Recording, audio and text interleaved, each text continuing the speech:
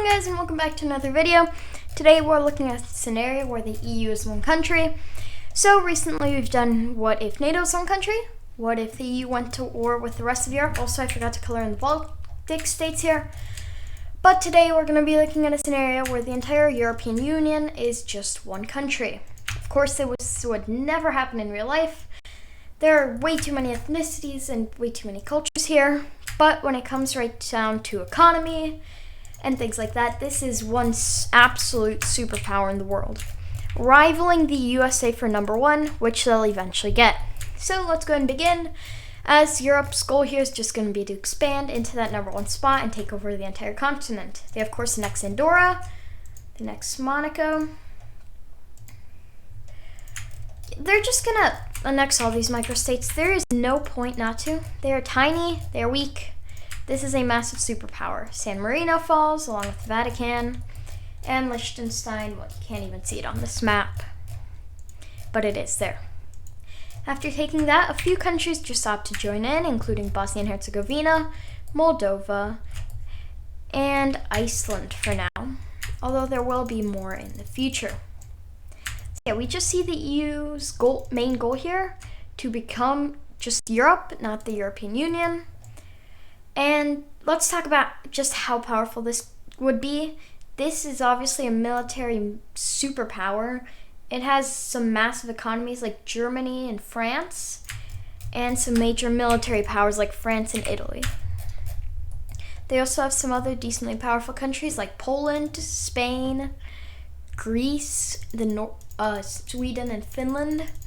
So yeah, these guys rivaling the United States of America for the number one spot when it comes to like influence and economy, military, and when it comes to population, I know for a fact they are in third right now. They would have, I couldn't give you an exact number, but yeah, they would have more people living in them than the United States of America. Next up is just uniting with a few more nations. That next country is going to be Norway. The people aren't fully in favor of this in the beginning, but seeing as their options are join or die and then join, they just opt to join.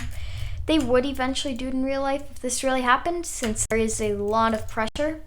Since this is such a powerful country and they're all right next to it, there is a lot of pressure to everyone to join it. One country that refuses is the United Kingdom, and we're going to see how that ends up for them in a bit. As I said, the United Kingdom is a powerful country, but this new European Union is number one or number two most powerful and influential country in the world. There's a difference between a power and a superpower, with the only real superpower in the world being the USA, maybe China. Probably China, actually, yeah. Now there are three. With that, they continue their annexations, this time through war. Sadly for Europe, Serbia joins a faction with Russia, but guess who doesn't join a faction? North Macedonia, Albania, Kosovo, and Montenegro. When invading Kosovo almost starts a war with Serbia, but having the United States of America on their side, and being the massive superpower they are on their own, Europe is able to influence this so that the world supports them, and Serbia, well, the Serbian-Russian alliance is not activated. So yeah, that's just going to lead to Europe expanding. And who's going to be their main rival here? Well, of course, it's going to be Russia.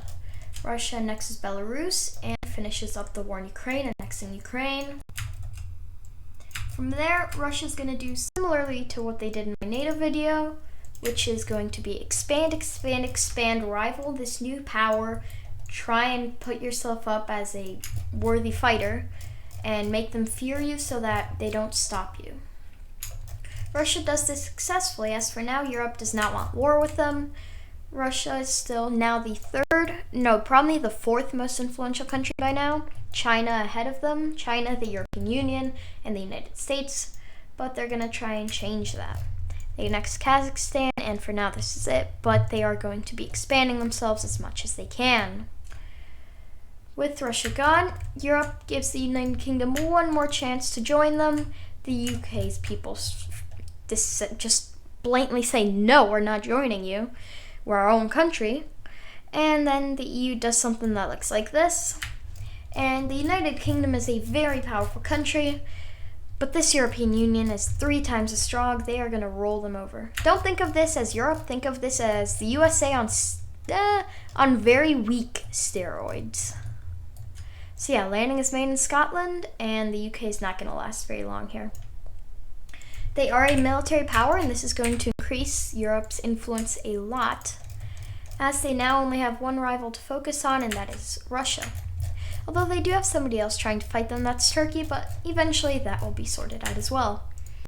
With this, Europe now wants to expand its influence globally, and instead of just trying to get allies like the US did, they're going to start to do some things that may have happened like 100 years ago.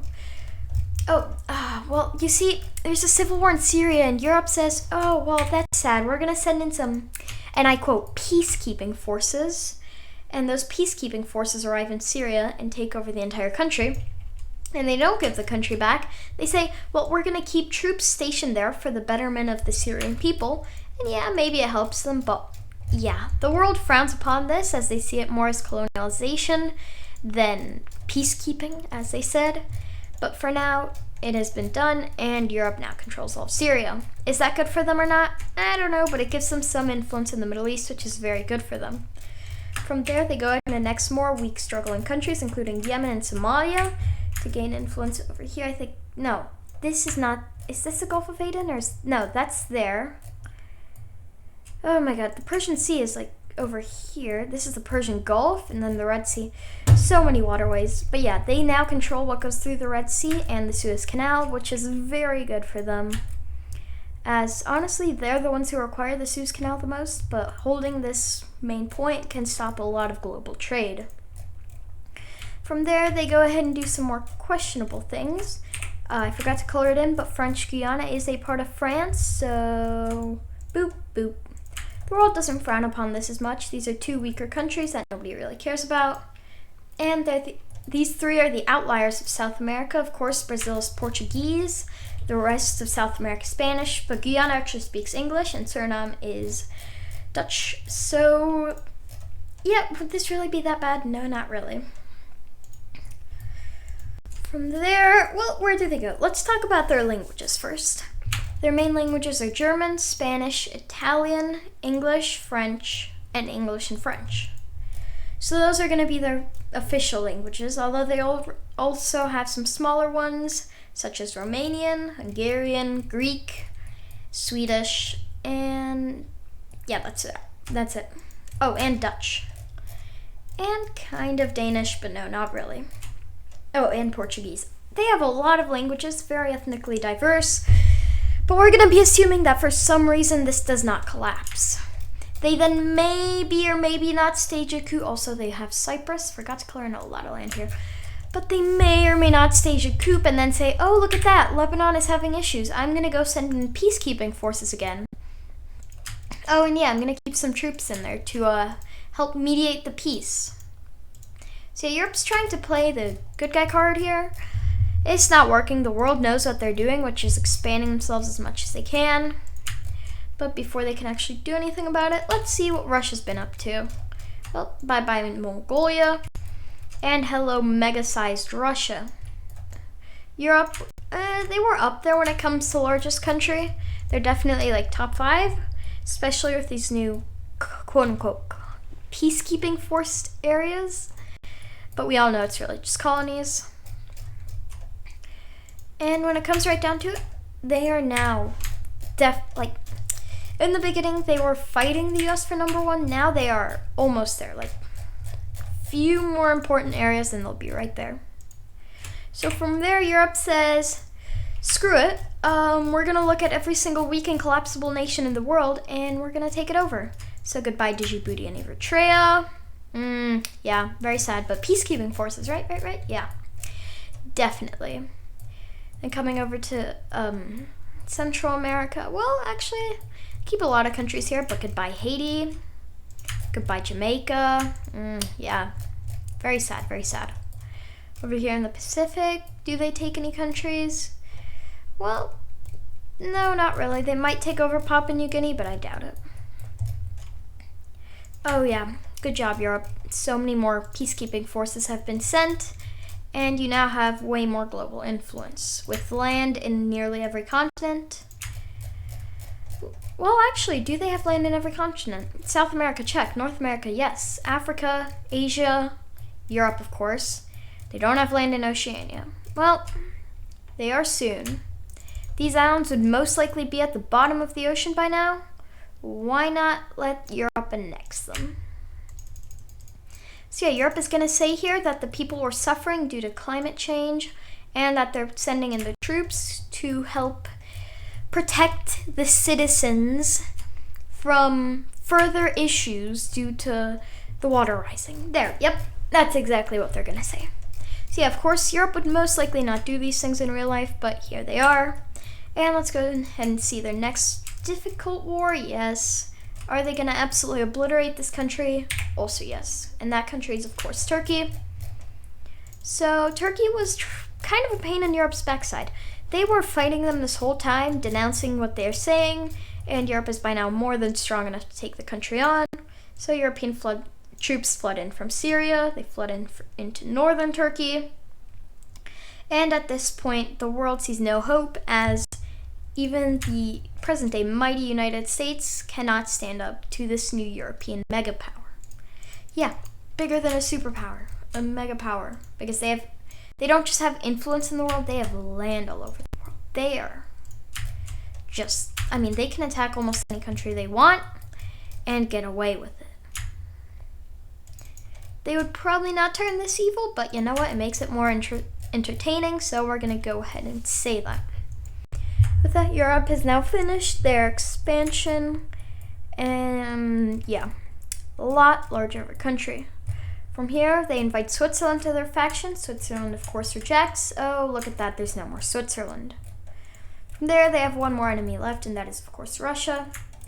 And Russia has now taken Armenia and invaded Azerbaijan, as Azerbaijan would have most likely helped Turkey against Europe. But maybe another staged coup from the Europeans got the country out of it. And without Turkey as its main protector, Azerbaijan has no choice but to fall. From there, Russia, what are you going to do? Well, actually, I think they're done for now. They have taken a lot of land over here in Central Asia. They could probably take a bit more. But the big war's about to start, and it's going to start before Russia can do any of that.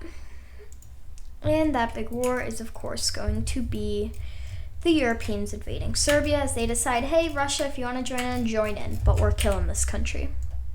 European troops begin to flood in, but that is not before the entire Russian alliance is activated. And no, it's not just Russia and Serbia. I haven't been pointing this out very much, but a lot of other countries have joined for protection against Europe, mostly Eastern countries, as the West has turned to the USA for protection, and that has gone well for them. Let's go ahead and show this new Russian alliance. Of course, Russia as its leader, Serbia, Iran, Iraq just joined for protection, then Tajikistan and Turkmenistan. This may look a bit random, but this is, of course, like 10-20 years in the future, so some things have definitely changed. With that, we actually see a few countries joining to Europe's aid. Those countries including Saudi Arabia, the UAE, Oman, Qatar, and Kuwait. Along with that, we see Israel and Jordan joining in, Palestine joining against them, and, well, let's just say Northern Africa would probably be divided on this issue, but the world already knows who's going to win. Let's go ahead and show how it happens. Of course, Serbia got absolutely demolished. Kaliningrad, yeah, that's gone. Palestine, yeah, that's gone. Iraq, yeah, that's gone. Iran, they're still there. Russia, well, they're falling. Slowly but surely, European troops are pushing into Russia, and everyone already knows who's going to win this, as Europe has spread their influence and are investing heavily into their military. Before the war is even over, they go ahead and annex Serbia, as Russia, really, they joined in on this war. They were preparing for a fight with Europe. They thought they were ready. Well, guess what? You weren't. You were not even close to ready. the world is shocked by just how powerful this new European nation is, beating up Russia like this. But in real life, we've already seen Ukraine beat up Russia, so what's to say the Europeans can't do it? So yeah, to say the least, Europe and the Middle East are absolutely just humiliating Russia here. Everyone looked at them as even bigger and scarier than they do in real life, having taken over a lot of Central Asia and some of Eastern Europe. But after the fall of Moscow, the world no longer sees them as an even influential country. And after a majority of their important land falls all the way to the Urals, Russia and her allies surrender. So yeah, the largest country on Earth just surrendered to this new European power. And let's go ahead and see what the borders are going to look like, as of course they can't annex all of Russia. It is far too vast, and although they already have some issues, a lot of issues, with ethnicities, which we're just going to go ahead and overlook once again, because this is Europe's video and I want to make them as powerful as possible. But Europe's going to be Europe and take a whole bunch of land.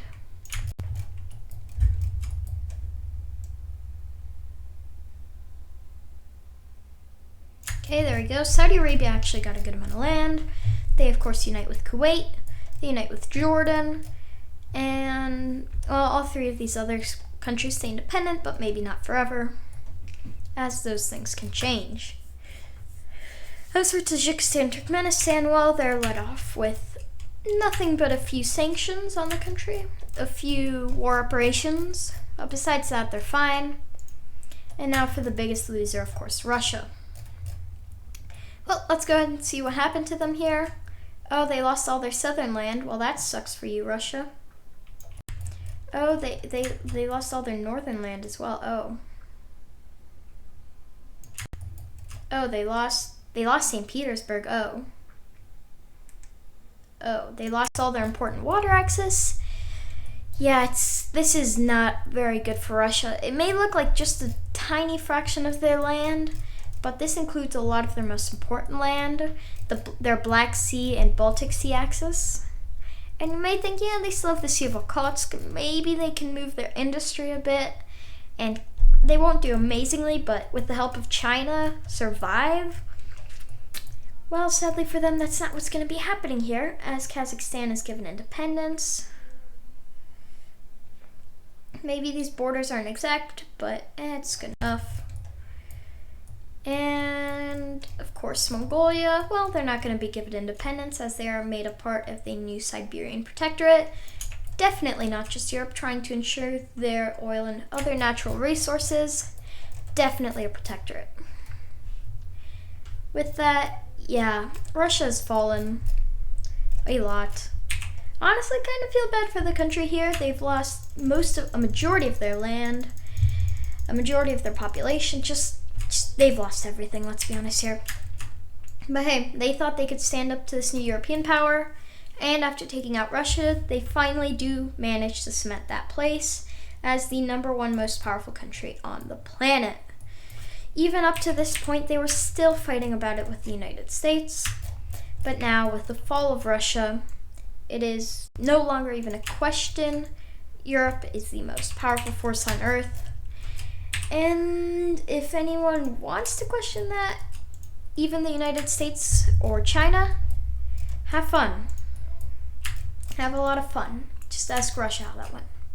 So yeah, let's go ahead and finish coloring in these borders, and we can see what Europe finally looks like. Except they might still take a tiny bit more land because they're Europe, and they don't see themselves having enough global influence yet. They already have land in all the continents, although those islands are probably like way down in the ocean by now. That's fine. Let's go ahead and ignore that. And look at all the land they have. Holy crap. They also took a good amount of northern Iran and Iraq. So hey, can't complain about their Middle Eastern spoils. They got some oil from this, but a lot of it is more like here for Iran. So it's not going to be great, but they did cement a very good relationship with Saudi Arabia, as relations with the USA have very much tensed up, with Europe taking a lot of land and going very expansionist. They're still technically a democracy, but it's not so much what you would call a present-day democracy. Let's just say it's changed. The definition of democracy has changed. Well, at least in Europe, they also got themselves an ally out of Israel, which helps with U.S. tensions. But overall, Europe and the U.S. are seen as more rivals now, and a war may even eventually break out between the two superpowers, which is going to lead to plenty of death. But you know what? For now, Europe is doing its European thing, and let's go ahead and see the final things that they are going to do. And of course, that is your mine, and all of you are mine. We're gonna be seeing Europe being Europe, and just saying you're mine. Also you're mine. Oh, and I'm sorry, did I forget that you're mine and you're mine? So yeah, Europe's going around the world and saying, what territories can I take, exploit the people, exploit the resources, and have some form of strategical importance? Oh look, who would have guessed? They found it. They also go ahead and say that you're mine to Papua New Guinea. And of course the world frowns upon this even more. But unless China and the USA and India made an alliance, which, nope. Yeah, that's never gonna happen. Europe's gonna have their way, and as I said, there would be many issues with this country, but we're just gonna go ahead and ignore that, as we are giving all favor to Europe here to allow them to make the most powerful empire they possibly can, which it isn't an empire, it's what if it was a country, but they have definitely succeeded as a country. I hope you guys enjoyed, and I'll see y'all next time. Bye.